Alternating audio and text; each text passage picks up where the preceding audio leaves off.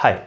So in this segment of the video, I'll be discussing about the Faraday's law. It's very simple, very easy law is there. And based on that, some questions are going to come. So let us see now. So Faraday's first law. What is Faraday's first law here? So weight deposited at cathode is molar mass. This is molar mass. This is N. N is the number of electron transferred. I is the current in ampere. Time is T in seconds. This time must be in second. I must be in ampere. By 96500. I into T can also be written as charge. Now, what is molar mass by valency factor here? Molar mass by valency factor is also known as equivalent weight. So imagine if I into T, that is a charge passed is same. So W1 by W2 will come as E1 by E2, which can also be written as M1 by M2 into valency factor 2 by valency factor 1. What is valency factor here? Number of electron transferred only. So you can write N2 by N1 also. As well as given mass by molar mass, if molar mass comes in the denominator, given mass by molar mass is moles, moles 1 by moles 2. If the same current is passed, if I and T is same, so IT by 96500 will get cancelled. So moles 1 by moles 2 will become as valency factor 2 by valency factor 1. So for example, same current is passed and you have to find the weight of calcium and, moles of calcium and aluminium deposited. So simple here, calcium 2 plus becomes calcium, Al3 plus becomes Al, calcium 2 plus takes 2 electron, Al3 plus takes 3 electron. So moles of calcium by aluminium deposited, simple trick, is 3 by 2. Why 3 by 2? Because aluminium valency factor in the numerator will come, calcium valency factor in the denominator will come. So 2 electron transferred by calcium in the denominator, aluminium 3 electrons numerator. Easier. Apart from that, if they ask you weight, then weight also we can do easily here. Weight of calcium by weight of aluminium, if they ask you, apply the Faraday's second law. This is second law of Faraday. So what we can do? Equivalent weight of calcium by aluminium. So calcium molar mass is 40, number of electron transferred 2, M1 by valency factor 1, divided by aluminium molar mass is how much? 27. And how many charge required for depositing it? We can say 3 electron required, so valency factor 3. So it will become 20 by 9. Okay, bhai sahab? Easy. So this is how we can find the weight deposited ratio and the moles deposited ratio if the same current is passed. Now what is Z? Z is called electrochemical equivalent, that is M by N into 96500.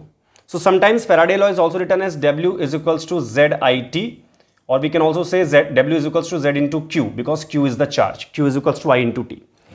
Simple question, current is 9.65 ampere. Okay.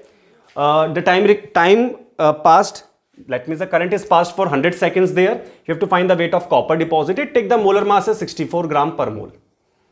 So how the answer will come here? Simple, weight of copper deposited will be M by N, IT by 96500.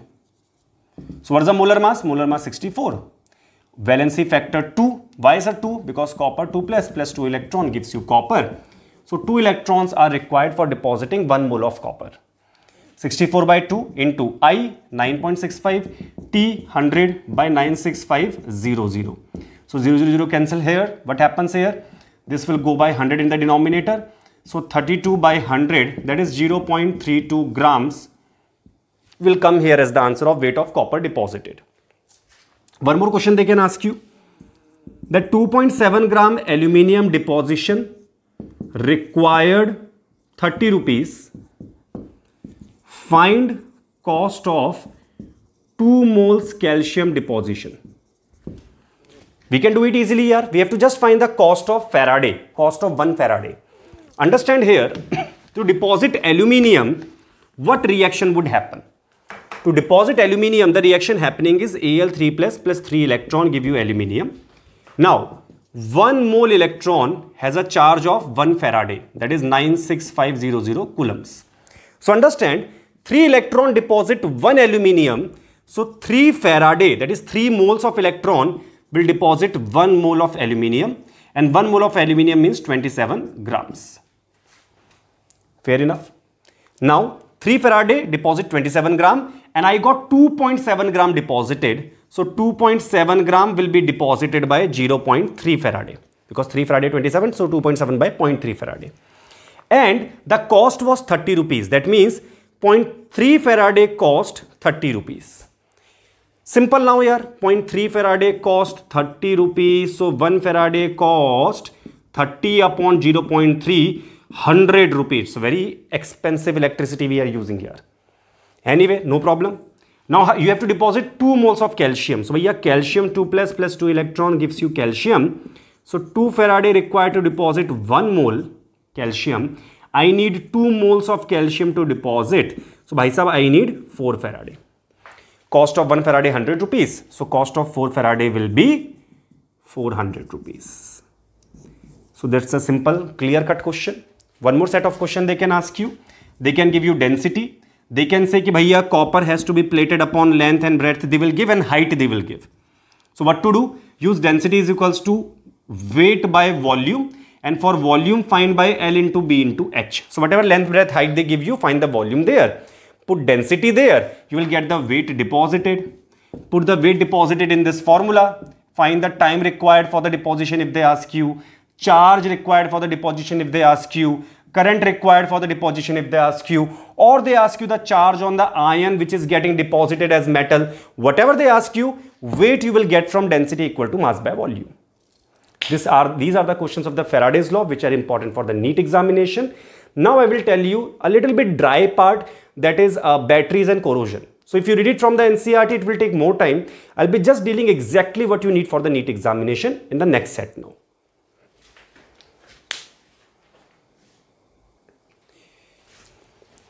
So students, as per the MCI guidelines, the remaining cells and batteries that you read, nickel, cadmium, dry cell, Eclanche, you should read once, but they are not in the NEET syllabus as per the MCI guidelines.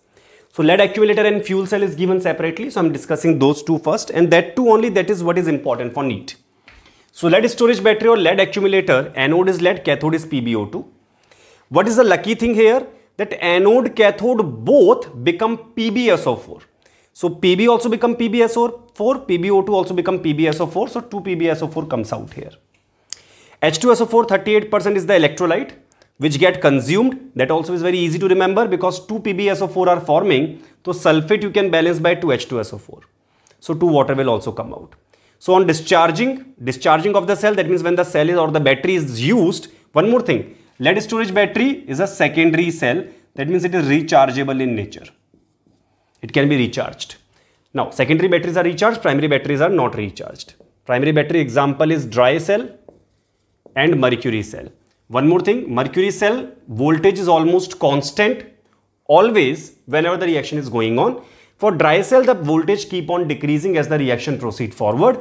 But for mercury cell, the voltage is a constant 1.35 volt. And for dry cell, the voltage is 1.5 volt around, but it keep on depleting. Going ahead. So PbSO4 is formed and H2SO4 is consumed. For charging, opposite. For charging, PbSO4 will be consumed. Backward reaction occurs. PbSO4 will be consumed and H2SO4 will be formed.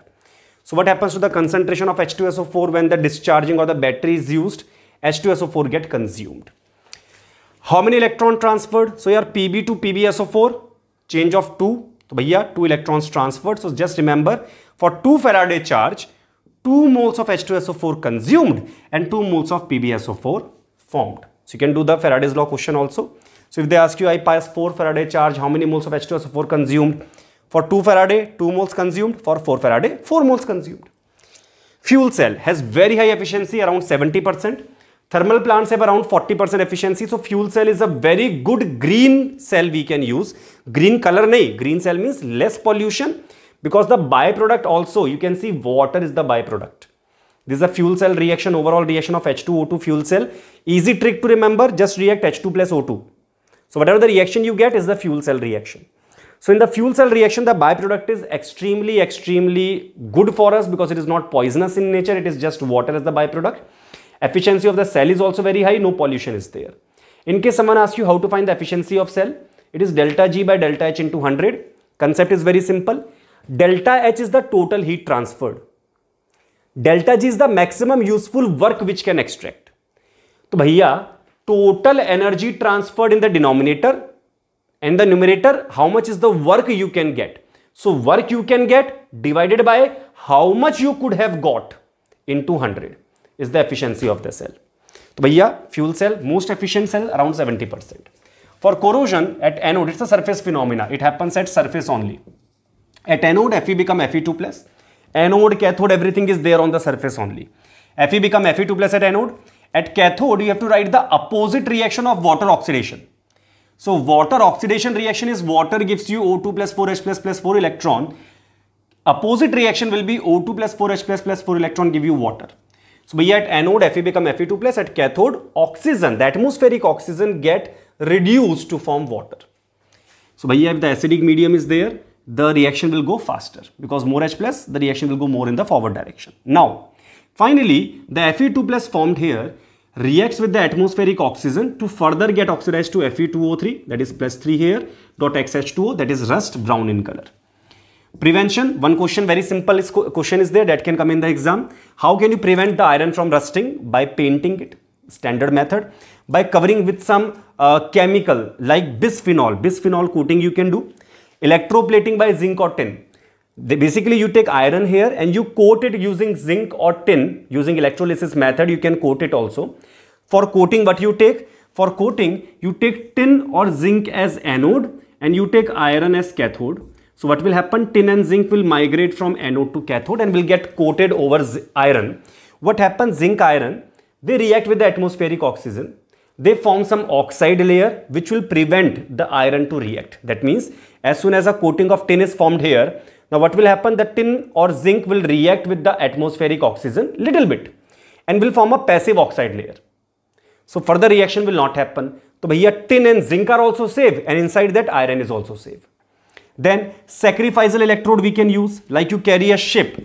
Below the ship, means you don't carry it, you are sailing the ship. Below the ship you put magnesium here, magnesium or zinc, more reactive metal than iron. So if you put more reactive metal than iron, magnesium, what will happen? As soon as the rusting is going to start, now magnesium will come in the front and say, bro, if you want to oxidize iron, you have to firstly oxidize me.